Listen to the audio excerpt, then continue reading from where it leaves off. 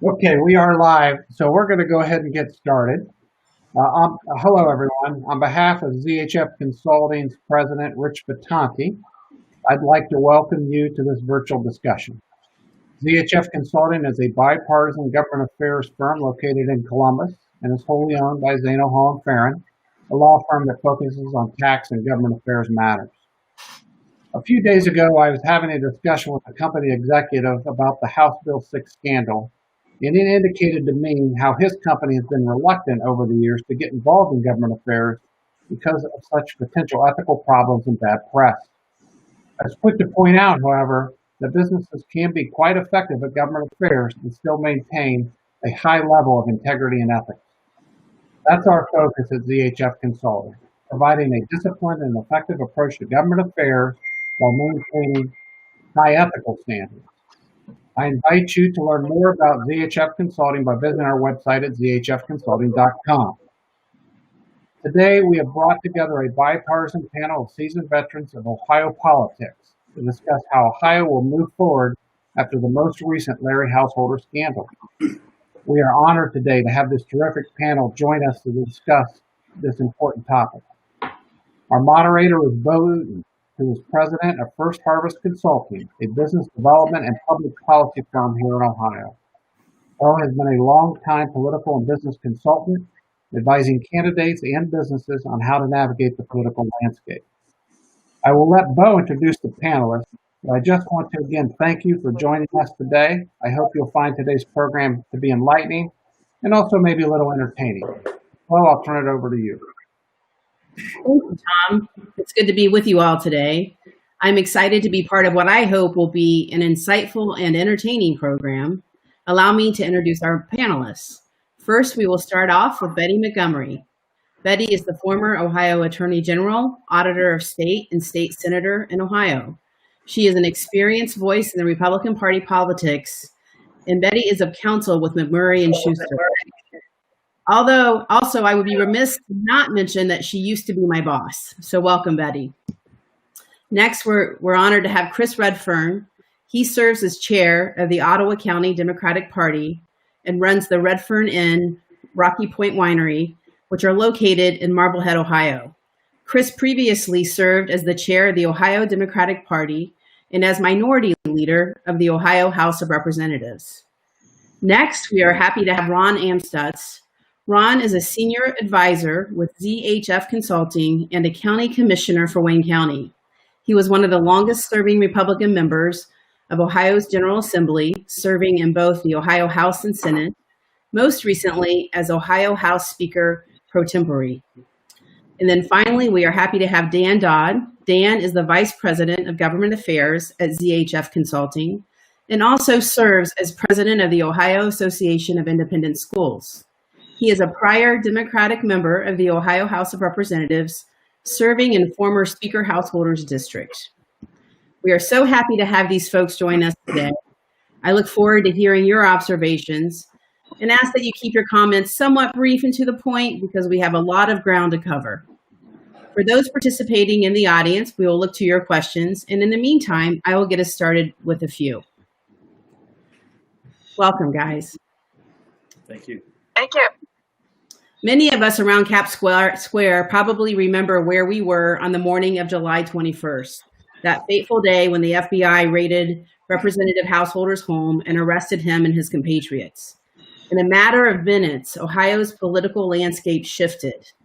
In the last 2 weeks, we've elected a new speaker in Ohio, Speaker Cupp, and have watched Householder and those in his enterprise receive indictments. Looking forward, how do you think the Householder scandal will impact the political climate in Ohio and ultimately the election this fall? And I'd like to lob this question to Chris Redfern to start out with.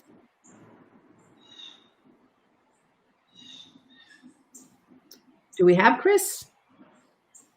I don't see him. No. Hey, Dan, why don't you take that question? Okay. Well, I can tell you that as far as when the speaker was arrested, I know a couple of the first comments I got were from my mom and sister who couldn't believe that he was arrested during Perry County Fair Week. But in terms of what we would expect to see, I think in the fall, what has happened in the past is prologue for what I think we can expect in the fall this year. I think you're going to see House Democrats really hit on this as far as a culture of corruption, same type of thing that we heard back in 2006 and that we've heard since then. And also, I would expect Democrats to say that this is yet another example of the corruption that is inherent with work.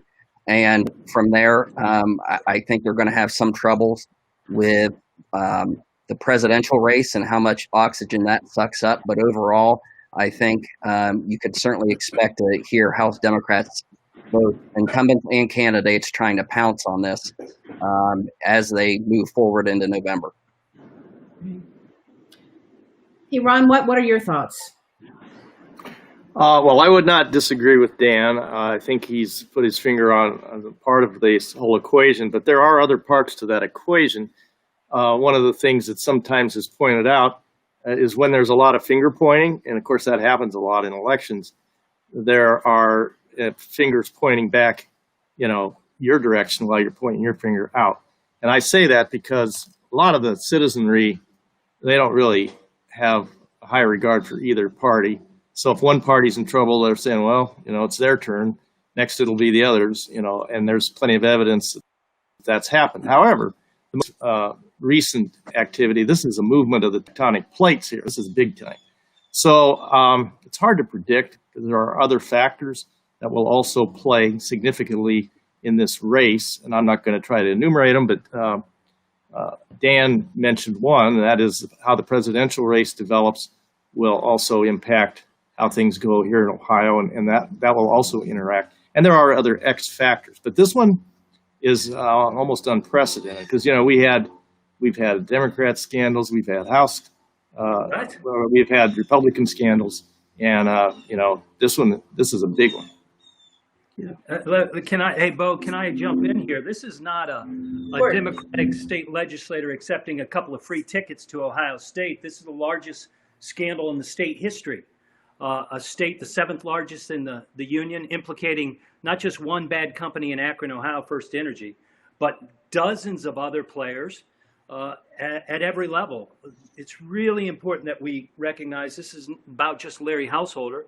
It's about the dozens of other candidates and incumbent elected officials who accepted willingly their marching orders from Larry Householder, and they're going to be held to account, straight down to the Perry County Commissioner race, where we just learned that the supporters of Larry funneled thousands of dollars into the Perry County Commission race. Now, Ron and I know I'm a former county commissioner. Ron's currently a county commissioner. We know every dollar we accept. And in Perry County, there were thousands of dollars being funneled by Larry Householder.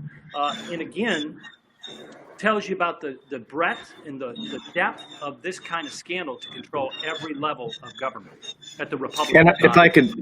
If I could jump in a little bit, I would point out that it was quite a unusual bipartisan vote where a whole bunch of Democrat House members voted to elect Larry Householder. So, this is not a one size fits just one party situation. Oh, I think it is, Beau, not to take up too much time, but I served in the legislature for 12 years. I voted for John Husted to be speaker. I voted for Joanne Davidson to be speaker. I voted for Larry Householder once to be speaker. The legislature, when you're voting on the Speaker of the House, you're the Speaker of the House.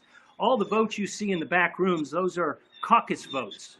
And the fact of the matter is that Larry Householder, John Husted, Joanne Davidson had received supports from the Democrats, as Armin Budish did from Ron and others when he became the Democratic Speaker of the House. The Speaker of the House vote is much different than what occurs in the caucuses behind closed doors in the dark rooms of Columbus, Ohio. But what you're forgetting to mention conveniently, Mr. Redfern, you can call me is that in all those cases you mentioned, the majority party that was electing the speaker had the votes to do it. Not so with Householder. He would not have won. And that's, I have a long history with the legislature. That never even happened until that vote. So you can say that the Dems don't have anything to play in this, but they do. Let's just be honest. They do because Democrats voted for the Speaker of the House, as I did as well, for Joanne and for John in the past. The facts are what they are. Ryan Smith was Speaker of the House, and had he not treated the Democratic caucus and labor with such disdain during the course of his tenure, he'd be Speaker today and wouldn't be President of Rio Grande. And Larry would be a backbencher sitting literally in the back row scoffing when you and I and others would get up and give our speeches. Facts are what they are. And this scandal, like CoinGate, like so many others, every scandal in the state history of the last 50 years had been perpetuated by Republicans. And every Oh, come on. cleaned The by Attorney General melted down. He was a Democrat. Hello, wake up and smell the roses here. So brother. you're going to compare Mark Dan, and who he hired to the largest. I'm just trying to balance a little bit. It's supposed to be a balanced discussion, and So we're going let's to move on. I'm ready to move on. Hey, we know that both parties have done a lot of good and a lot of bad in our state. I don't know about that. We're Bo. going to focus on the future now. We're going to focus on the future. So I like that. I'm going to take the helm back here for a minute, and I'm going to lob my next question at Betty Montgomery. Betty, what do you think we can expect from Speaker Cupp's leadership, and what do you think might change? Well, I seem to be frozen on the screen. I hope you can hear me. We can. I've served with Bob Cupp when I was in the legislature. I don't think there's going to be any debate in this panel that he is an honest man. He's a genuine conservative from a very conservative part of the state, and he is not by nature an overly political man. He's a policy guy. I think he understands that his first role as Speaker is to try to regain the trust of the Ohio public and his constituents.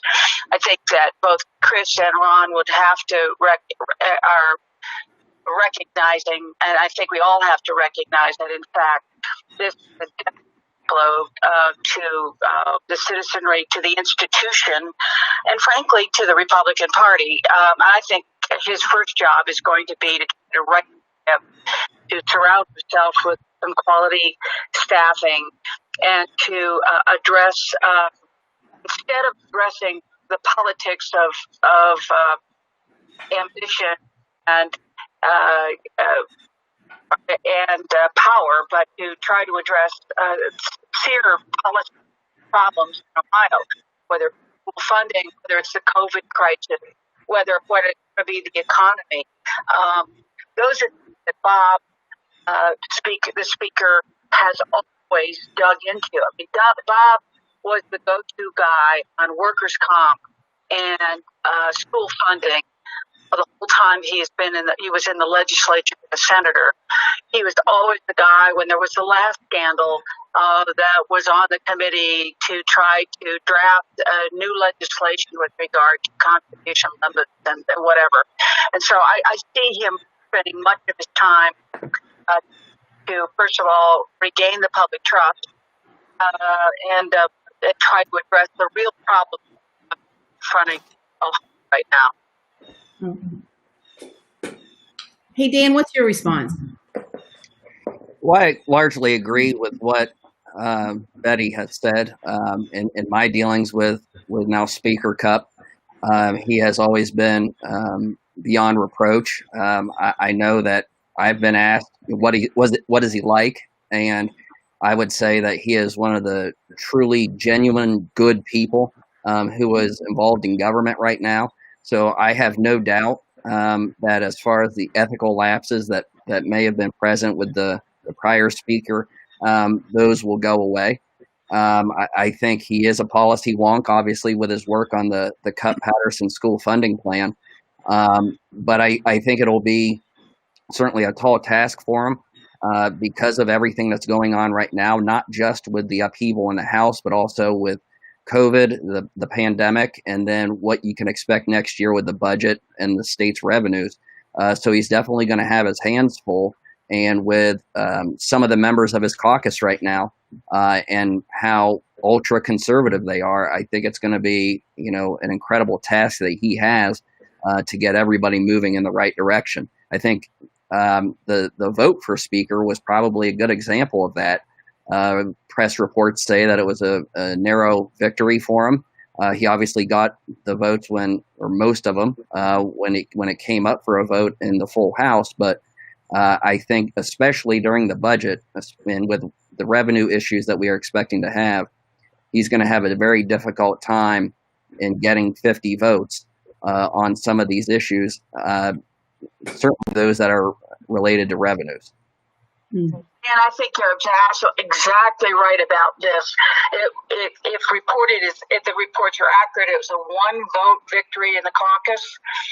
He's got some very, very conservative, knee-jerk with all due respect, Ron, with some pretty knee-jerk respondents in the Republican caucus that are not used to being governing Republicans, which means you learn that you give and take, and you listen to both sides, and he's going to have to work very hard. Frankly, to some extent, I suspect that Bob is going to have to draw on Democrat support on some of these big policy issues in a way that hasn't been done in a while. As we know, Speaker Householder used the Democrat when he could become speaker, but then sort of threw them away.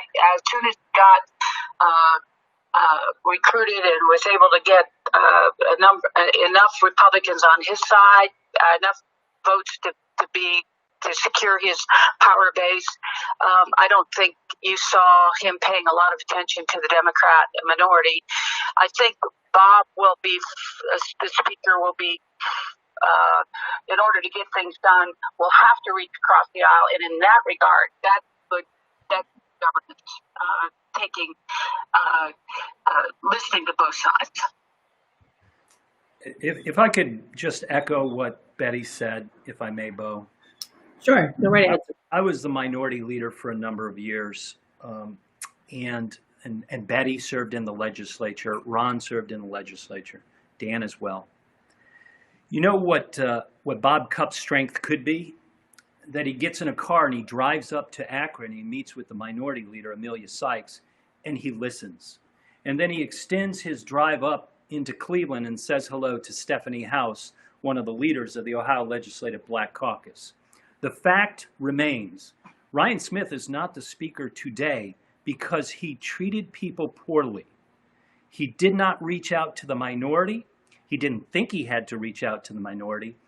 And that is something that I suspect until the day he was named president of Rio Grande that he regretted. Larry Householder would be a backbencher right now had it not been for those kinds of political missteps. I served as a county commissioner when Betty Montgomery was Attorney General, State Auditor. I had plenty of opportunities to have partisan conversations with Betty publicly, but you know what she always did? She always reached out in the good times and the bad. And if you're Bob Cupp, you need to use that as the example. But Bob Cupp's difficulty is he can't let anybody know in his Republican caucus that he's doing that because they're going to turn against him. And we're going to be right back where we started. Something that I hope for because Democrats will pick up seats in the legislature in this cycle as well as in next. And don't forget, when we redraw the congressional maps, it just means stronger candidates will continue to run. And anytime that happens, Democrats win. Thanks, Chris. Thank you for that. Ron, do you have anything to add? I do. It's a little scary, but I actually agree with so much of what Chris was saying. Thank you, Ron. Cheers, buddy. I spent time, doing some things with the budget and the state budget. And I found that if you spend some time with the other side of the aisle, to help, at least to explain what's going on and what's percolating that hasn't come out to the public yet, that they not only respect that, but you can usually find some things you agree on. And so they might submit some of the same amendments that Republican members did. And so if we, take a couple of theirs, take a couple of ours, or at least, say, hey, look, we're on the same page here, that helps. Now, let me say that this idea of needing to go over to the other side of the aisle for some help can cut both ways. But in the positive, this whole issue, and Chris brought this up, if you are committed to the well-being of everybody, even some of the people that are throwing stones at you, in the long run, you're going to do better. So the idea of going to Akron and Cleveland, I think is right on. And I wouldn't hide it from the caucus. I'd say, look, we're going to have a new day here, and we're going to be a little more transparent, and we're going to work together. Not everybody's going to want to, because there's some cutting up pretty good right now, but not that many, but some. And so that's, I'm thinking back to when Vern Rife was, he wasn't well, and he was towards the end of his tenure, and he had his base of votes eroded pretty significantly. The Republicans had leverage, and we worked together. We got some pretty good stuff done. We did. So I think that's a path that could be good for Ohio. Whether it happens or not, I'd say Bob Cupp would be your best shot at that. And there's some others that will come around him. It's going to take a team. And I think having, some Democrat involvement would be a good thing, because we got some pretty big cities that have a lot of Democrat representation. They need to be represented. But Justice Cupp and Speaker Cupp needs to lead by example. As we all know, in 2012, he took a lot of money from First District, and he refused at first to recuse himself from some of the key issues before the court. That will be something that we should talk about until he demonstrates what Ron just described should be the new leadership of the House. It's really important that we remember Ryan Smith was not better policy-wise than Larry Householder, quite the opposite. Larry stood with labor, and that's why Democrats supported Larry's ascendancy yet again, because of labor and our commitment to prevailing wage, the right to collectively bargain. Because not too long ago, when House Bill, Senate Bill 6 was put forward, we had to work very hard and spend a lot of money as Democrats to restore the right for police officers and firefighters and teachers to collectively bargain before their employers. We don't want to go back to those days. And I suspect there'll be a great deal of pressure on Speaker Cupp to follow that lead. I hope he resists it, and I hope he stands with men and women of labor. Okay, so let's move forward with another question. Let's look a little bit at this fall, again, at the elections. When we look at what we've been through, are there any impacts of the Householder scandal and the current atmosphere in Ohio? Are there any impacts on President Trump's reelection, or at least winning Ohio? Who would like to take that one besides Chris? I'm going to jump in and just say something. I think that I don't know that. I think that Trump has lost a lot of educated, certainly the suburbs, a lot of the educated women, clearly. And I think that what has happened in Ohio certainly gives many headlines to the Democrats to use in the fall election. At the end of the day, what happens at the top of the ticket absolutely affects all the way down the ticket. So the turnout and the excitement of the turnout on both sides is going to be critical here. Whether or not depending upon the strategies used in the next few weeks, whether or not there can be a depression of excitement for the Republican candidate, a depression of votes by the Democrats on the Republicans who either don't want to go out and vote because they just feel like from the top to the bottom we've got problems, or whether it's just an overwhelming turnout by the Democrats if they can get their votes out. I think Ohio is absolute. This scandal will give fuel to an already pretty strongly burning enthusiasm fire on the Democrat side. Thank you. Chris, I couldn't resist. Well, Betty's right again. Betty, Jim Petro, those were two moderate Republicans who ran in a primary a long time ago, not so long ago, in 2006. And they were swept away because the reactionary elements of the party, a scandal that was far-reaching. She was then defeated, of course, because of what she had not necessarily been accused of. Tom Noe did the things that many Republicans had to then take responsibility for and were defeated. And let's be clear here. Had these lines not be drawn so partisan, Democrats would pick up 15 seats in the legislature because First Energy money's not there anymore. AEP money will dry up. Organized labor that supported Larry Householder will come back home, and they'll make sure that those Democrats who have stood with them won't be faced with the challenges that we know we could have been faced with had Larry been on the ballot. You think that kid running for Perry County Commissioner's not going to have a fight now? That money's all gone, which means Democrats will have a good cycle this year, and Donald Trump's not helping, as Betty pointed out, rightfully so. Educated white women in the suburbs, educated people across the state, African Americans, Latinos, working class folks across every demographic are coming towards Joe Biden. And that means down ticket, it's going to help every single race, right down to the Perry County Commissioner race. And I said it before, I said it with my private conversations with Leader Sykes. She has worked as a former minority leader. I can tell you, it can be lonely at times. She has worked harder than any minority leader I've known since I've been in elected office. And she has attracted so many great candidates across the state. And many of those candidates are going to win because of the policies we stand for. And they're going to be helped along the way because this is the largest scandal in state history. You don't see Democrats hiring lawyers right now. You see Republicans. And some of these Republicans, as you know, Ron and Betty and Dan, some of these Republicans aren't very likable.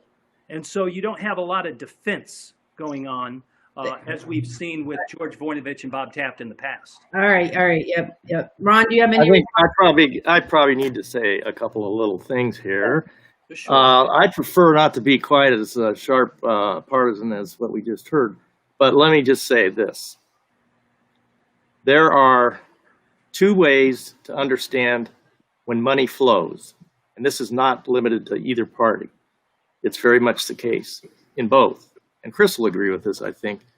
One way, which is kind of the way it works when things are working correctly, is that candidates usually have a track record and they talk about what they care about. And the folks who are in agreement with that tend to give them money.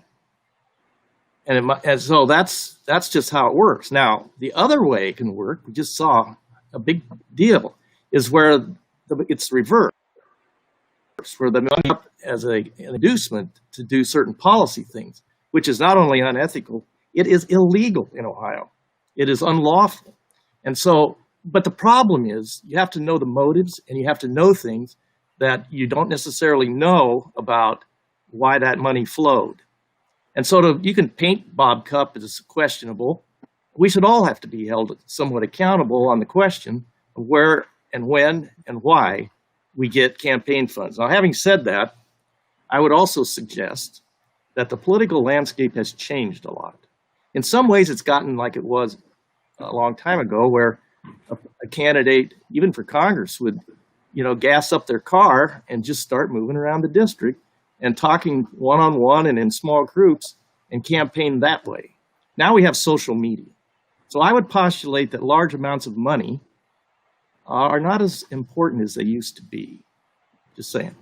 Thank you. We're about to find out. That's true. That's true. I just want to if I can follow up a little bit on what Ron said. And Chris, you made a comment about Bob taking some money in a prior campaign from First Energy. I think all of us can agree that, for example, labor largely supported Democrats. Why? Because they supported them. They supported their positions. In the same regard, it's the one thing I hated about being an elected official. I'm sure Ron would agree, and probably you folks, says that asking for money is awful. You oftentimes are supported by people. You've got a track record. You've got a voting record. So, yes, you're going to have the Chamber of Commerce probably supporting Ron and I before they support maybe Chris Redfern or Dan Dodd, just because of the voting record. So sometimes, now, if in fact, however, you know that the money coming to you is dirty money, that's another thing. But if it's simply an industry support of a Republican position or a policy position, that's not illegal. It's simply it's what's called representative democracy. The problem is for I think Republicans and that the Democrats will capitalize on appropriately is that there are many in the caucus that probably should have known better, because those of us who knew Larry Householder from his first stint and understood the House Bill 6 looked pretty suspect to begin with, and so that's where the Democrats will appropriately capitalize, and the Republicans are going to have to. I think Ron is right about this. What happens is, in a COVID environment, the Republicans who, for example, Laura Lanise, she was in leadership. She voted against House Bill 6. She's going to go out and she's going to have to hit the pavement. She's going to have to knock on doors. She's going to have to do the grassroots, the hard grassroots stuff that we've gradually contracted out to vendors as opposed to meeting face to face. So from top down, it's a different kind of an election. And I would have to politely disagree about one thing, is I think the social media, although it is going to be a huge impact, and that costs money in a digital campaigning. The vendors are going to have a heyday, and so this is going to be a very bloody campaign. But don't you think, Betty, if I could build upon what you said, if we had, for lack of a better word, a normal Republican nominee, then Laura Lanise or those in those kinds of swinging districts in large counties would have a better chance of political survival. The fact is that she and others have been silent every step along the way, while Donald Trump has been passing, with the help of Republicans in the Senate, some of the most egregious public policy enactions that we've ever seen. Kids are in cages along the border. And if you live in Grove City, or if you live up in Dublin, or if you live in parts of suburban Cuyahoga County, Lorain County, if you live in Elyria, you're asking your legislator, why didn't you speak up and tell Donald Trump to stop? Why did you walk shoulder to shoulder on the tarmac with him while he was doing these kinds of just overtly racist things over the course of the last 3.5 years? And when you don't, that silence multiplies. And we see what happens when Larry Householder gets in trouble. There's a huge vacuum now, and Democrats will benefit from these things. I have a small comment to make there. It's interesting. I had a good friend of mine who's pretty dialed into what's going on here in Ohio tell me the other day that he thinks Donald Trump is God's sledgehammer. Oh, God. And if you think about that for a while, it's like, well, that might be a little different twist on what Mr. Redfern had to say. Now, you can take that to how terrible he is, or how good he is, or that but that doesn't keep God from using it if he decides he wants to. And who knows? We don't know. We're living history that's being made, so we don't know how it's going to come out. I hope every House Republican candidate and incumbent repeats that for the next 90 days. Put it on all the literature. Chris, one thing I amplify on something as I move around among Republicans. One of the things that we may not know about is whether or not folks, when being polled, do not tell the truth, because they don't want to admit that they are Republican, they're going to vote for Trump. And why is, as I ask my fellow Republicans, why are you supporting Donald Trump because of ABC? Their responses are very interesting. It goes to the question about, he's deregulated. He respects my religion and he protects it. If asked, from whom? Do you are you making a Faustian bargain because he is protecting your religion, but at the same time is he demonstrating the religious values that you reflect? Their answer is, shockingly, among people who I know and respect, politicians all lie.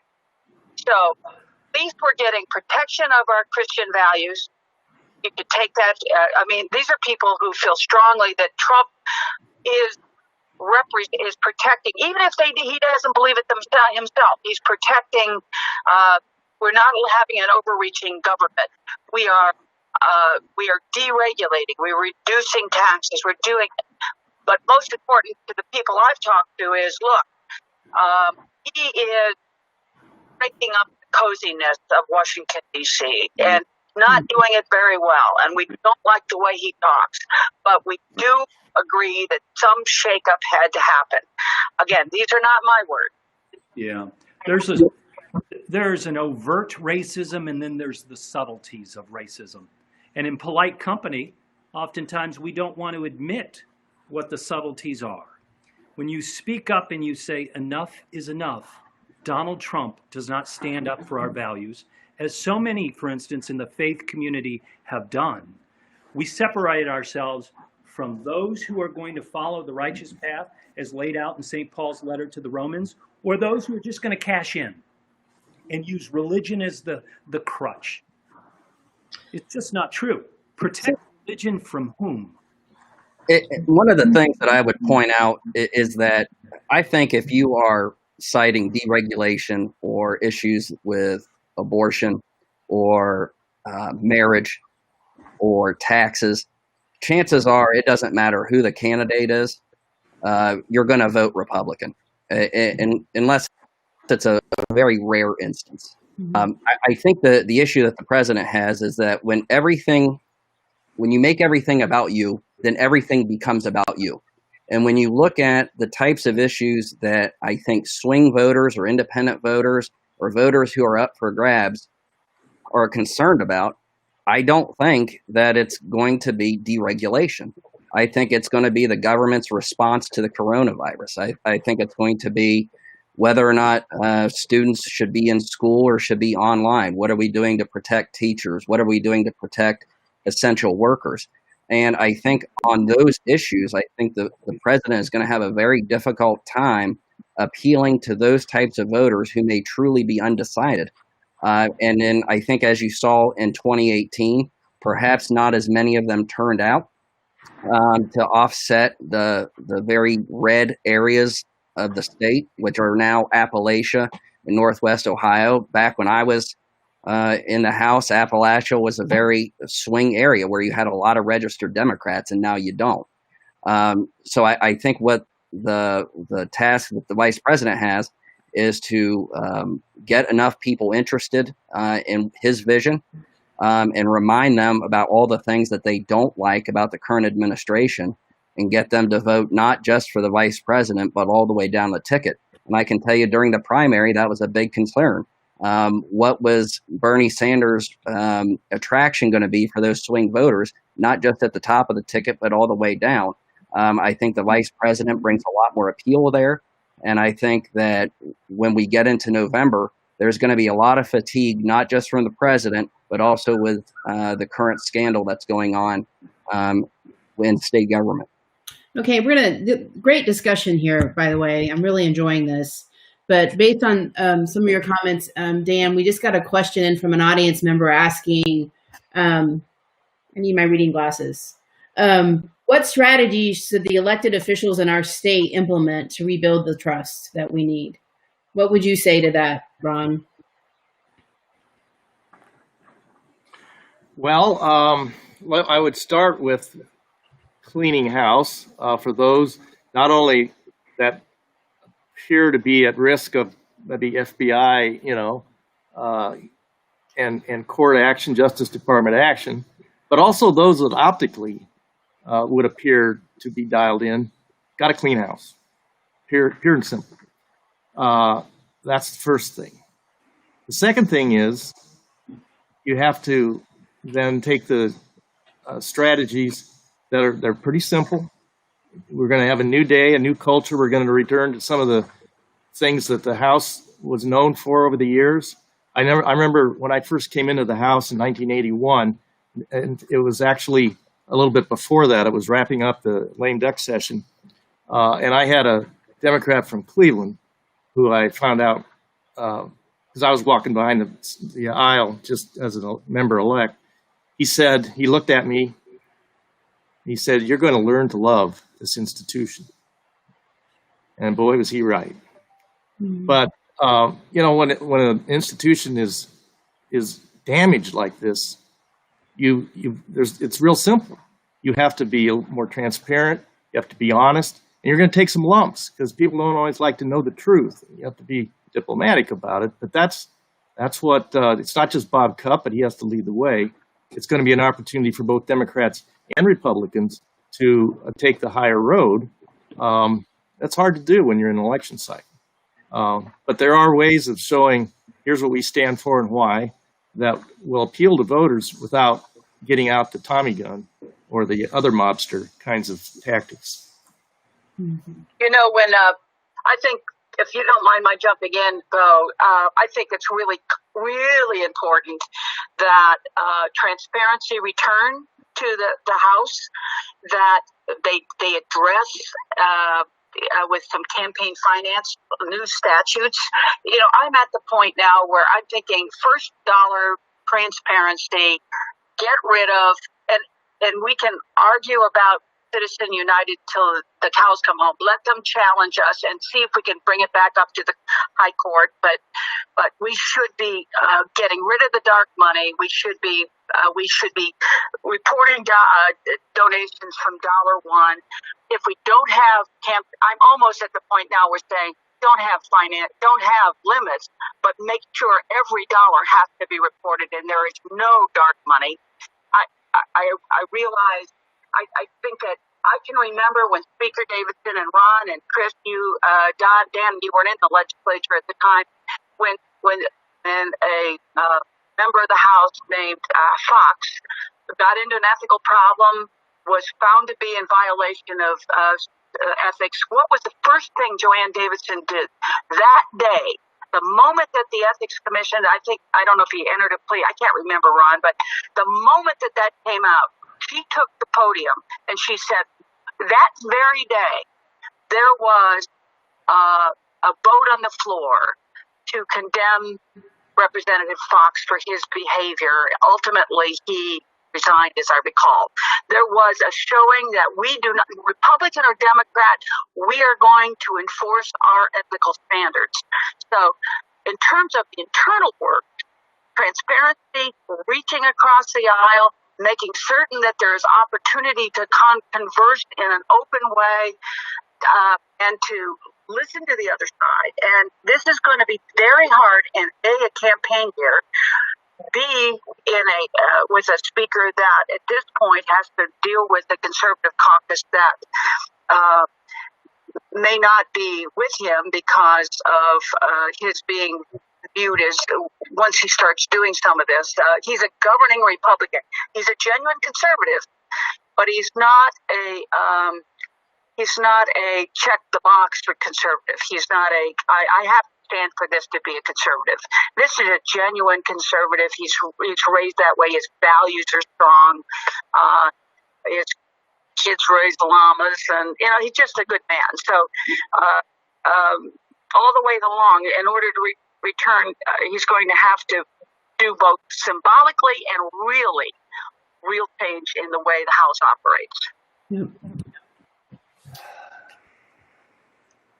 There's a lot to unpack in those kinds of questions. And again, having served in the minority and serving as minority leader, and having had my microphone cut off more than once by my friend John Husted, the differences between my disagreements and John were always public, but what you didn't know is that John and I would always grab a beer every 3 weeks at the elevator, or when he cut me off for being a little too hyperbolic late night during a capital budget, he called me a couple hours later on my way home to the lake, and we talked for a few minutes.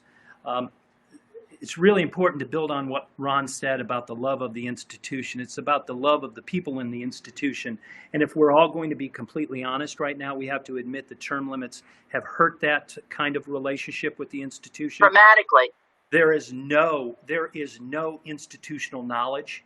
I remember, frankly, how Joanne Davidson worked so hard to defeat Vern Rife's candidates after the redraw occurred. How she worked so hard. And the fact that her portrait was taken down by Larry Householder speaks volumes about the love of the institution, understanding the history of the institution, and having the kind of knowledge, having served as Ron did since 1981, that's lost. You know, as Ron will tell you, Bob Netzley never voted for a budget, But he got in a car with Barbara Boyd, who represented Cleveland Heights and a couple of wards in the city of Cleveland. He traveled around the state because Bob Netzley was big enough to understand that maybe his constituency didn't share the same values as Barbara's. And so he understood getting in the car with Barbara Boyd and driving around the state before we ever worked on welfare reform was important. And I'm not sure any of these legislators, hell, they're fighting about masks, for goodness sake. They're going to get in a car with somebody? No. Yeah. That's a little. Well, I don't disagree to a degree with what he's saying, but I wouldn't throw the whole lot under the bus.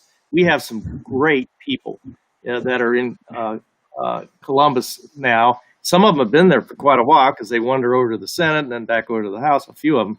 But the other, I recently got to know a freshman House member, and out of all seriousness, I asked this freshman, how long, I kind of knew, but I said, how long have you been in the House? He said, well, I'm a freshman. I said, well, you sure don't sound like it. Because there's some very good, wise people on both sides of the aisle. And yeah, it's a microcosm of the state. We've got some bad people or some people that are all stuck on themselves. That happens. But, what are we going to focus on? The weak side or the strong side? The strong side needs to lead. We need to pick them, and then we need to shore up the folks that are weak so that they can do the right thing too. Ron, I would say that I don't know if the House or the Senate really anymore would be considered a microcosm of the state. I think when you look at where a lot of Ohioans in general are with their beliefs, what they think is important, those things that they value, and then when you look at the types of things that both caucuses in both chambers talk about, I think there's a profound disconnect between those two sets of values and two sets of priorities. And I think both caucuses in both chambers have had a deficiency now for the past couple cycles where they seem to focus on candidates. Obviously, the Speaker Householder was focusing on candidates with a whole other set of values. But I think that even in that sense, I think that both caucuses and both chambers are looking for the most liberal or most conservative members or candidates that they can find that will be dependable votes for what the caucus wants to do. And I think that there's very little incentive, again, on both sides and both chambers for people to make votes that may not be in lockstep with their party. And I think that that's been happening. I mean, I think if I were to run now, I'm not even sure, or if I were to think about running now, I'm not even sure I would get a call back because I simply am not liberal enough. And I think that there are people who are like me who are registered Republicans who are probably the same way, who would not get a call back from the Republicans because they're not conservative enough. So I think until the districts are drawn in a way that requires people to be able to reach across the aisle, you're going to continue to get a lot of legislators. Some of them are very thoughtful and do good work. Others, maybe not as thoughtful, maybe not do as good of work. But you're going to continue to get people at the extremes in each party until there's less of an incentive for them to be there. How about I actually think that's a pretty good. I like a lot of what you said there. I think there's a lot of truth. I think I would allow that there's been some skewing, and probably the districting has something to do that. A lot of the members on both sides of the aisle are more concerned about a primary coming at them than they are the general, and so that I think underscores a little bit of what you said. The other thing is, I've followed, this current race to speaker fairly closely, and I'm going to say, somewhat shocked at the level of naivete on some of the folks that were playing in this thing, and they don't seem to understand when there's things behind the curtain that are coming at them, and they miss it. It's like, that's not good. That's puts you in danger. Ron, that comes back full circle. I have to agree 100% with what Dan said. The worry about re-election, which everybody who's elected concerned that you want to stay in, if you enjoy the job, you want to be in power. But the problem is that in a term-limited legislature, people come, they're in a hurry. They don't take the time. They don't have it. And again, don't misunderstand me. I think there's some wonderful members of the legislature. There are a few scoundrels and scallywags, but that happens all the time.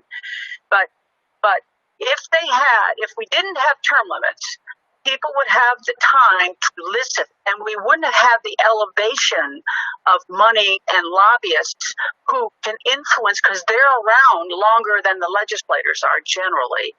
And as you know, Ron and Chris, particularly, sometimes an issue would kick around the legislature on 2 or 3 general assemblies until everybody got educated on it. Right. Proper input occurred, and we could do policy that was legitimate policy. We might disagree with it here or there, but there was some thoughtful policy decision making. Right. And term limits have increased the power of money.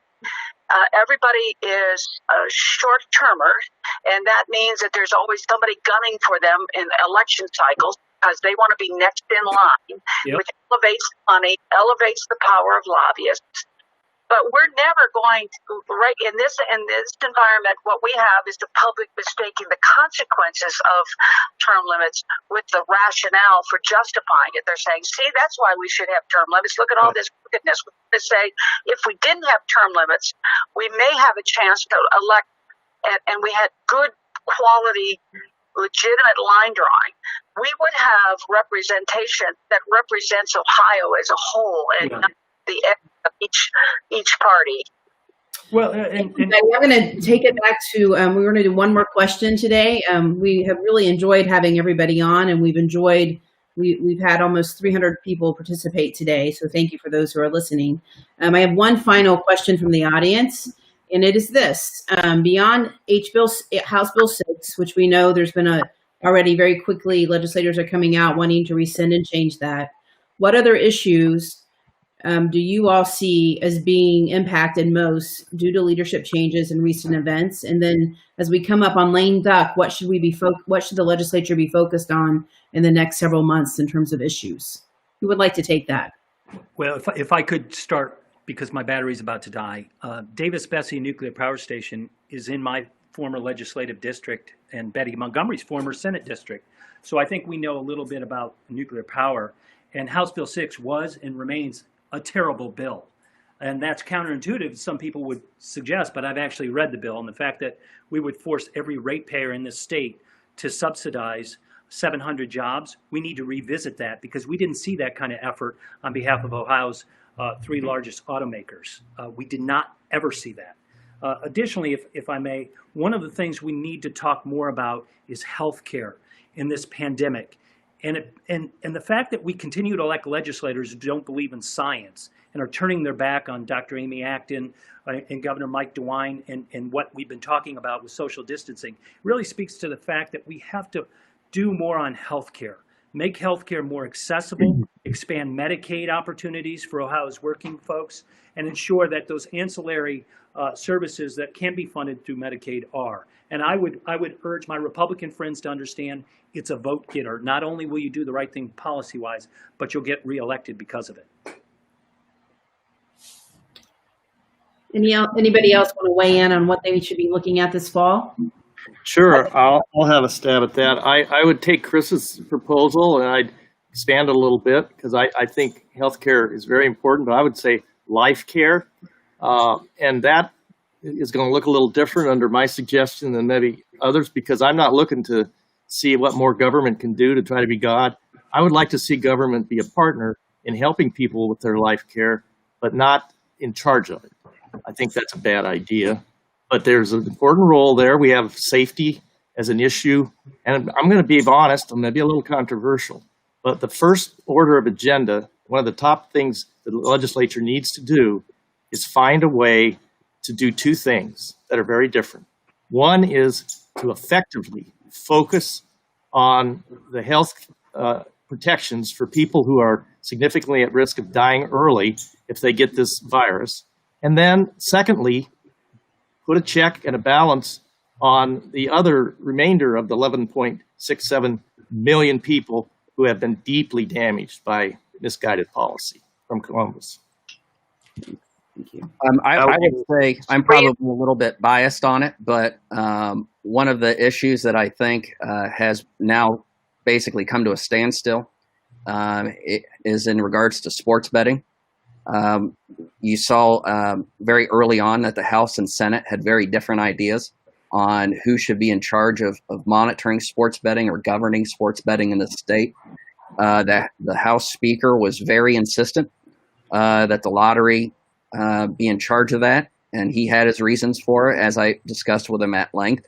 And the Senate, as well as the governor, were supportive of having the Casino Control Commission do it. I know Speaker Cupp voted for the bill in committee and on the floor to advance sports betting over to the Senate.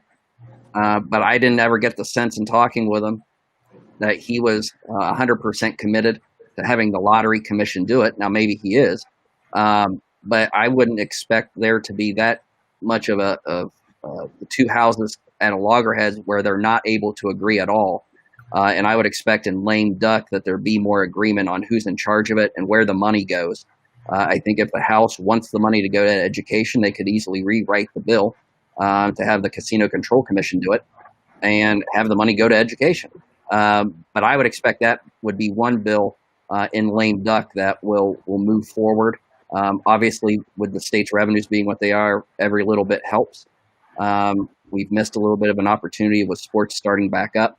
But I think the sooner a bill gets passed and the sooner that the rules get promulgated, the sooner that we can be starting to bring in a little bit more money. Thank you. I would say the first, I would have to probably think that sports betting is not on the top priority of anyone's, but with all respect, and if so, I think there are rationales, which we all know why the speaker wanted. I think why the speaker wanted the Lottery Commission versus the Casino Control Commission, because the Casino Control Commission has been very well run and well regulated, and it's hard to get political influence into the casino control, and I think there's some issues there. But for me, I wouldn't think that, with all due respect, Dan, I think that one of the first things in the fall, currently now, is they've got to get a hold of campaign finance and get rid of the dark money, and they've got to do the internal transparency and ethics things to get their own house in order, and then they're going to have to take a look at this budget and address helping small business, and as well as finally figuring out what to do with Senate Bill 6. I, like Chris, probably would be very supportive of Senate Bill 6, House Bill 6, in many ways to try to save the jobs in our district. That's what you expect us to do. But on the other hand, I don't think it should be at the expense of what we've done in suppressing alternative energy sources and the use of alternative energy, which was, I believe, in the bill, and I think they have to address those questions. So we're looking at the future with clean energy, and then next year they are going to have to address. They're going to have to address the healthcare stuff, and they're going to have to obviously this year try to figure out how to help people in grave need financially. But that will come from the federal government through us, and so obviously that is something on the plate that's now on our plate that will have to continue in the fall. Well, and Betty, there's over $800 million sitting in Columbus that hasn't been properly appropriated from the feds to try to help with just that. They only put out, I don't know, $355 million or something. Now, maybe a little bit of it went out by the controlling board, which is a different subject. But I think they're AWOL. I'm sorry to be hard on them that way, but they need to get going here. I would just say real quick, I would bet, pun intended, that there is a sports betting bill signed into law before there is a campaign finance reform bill signed into law. Oh, true. That's probably true. Hey, this has been really great today. I've really enjoyed moderating you all. You are you're entertaining and you know your stuff. And I found you all to be very respectful to each other, and I appreciate that. I'm going to turn it back over to Tom Zano. Well, this has been a lively dialogue. If you joined us before the live session started, where we really started the program, you saw that some of the personal interaction of the panelists. You saw that despite the political rhetoric you just heard over the last hour, each panelist respects each other and has shown that we can hold different views and have different opinions and yet still be respectful and like each other. And that's very important. Also, if you've been following the live chat that was available on the YouTube channel, several folks asked some interesting questions that we were not able to get to, or they just simply weren't really necessarily appropriate for these panelists. ZHF Consulting is always happy to discuss these issues with you apart from the presentation. Don't hesitate to contact me, Ron, Dan, or Rich as well. And please join me in virtually thanking our moderator, Beau, and each of the distinguished panelists. I really appreciate their efforts today. The video will be available on YouTube for future reference. Thank you for joining us, and have a great day and stay healthy. Thank you, everyone. Thank you. Thank you. Take care, Dan, Ron. Bye-bye. Bye-bye. See everybody later.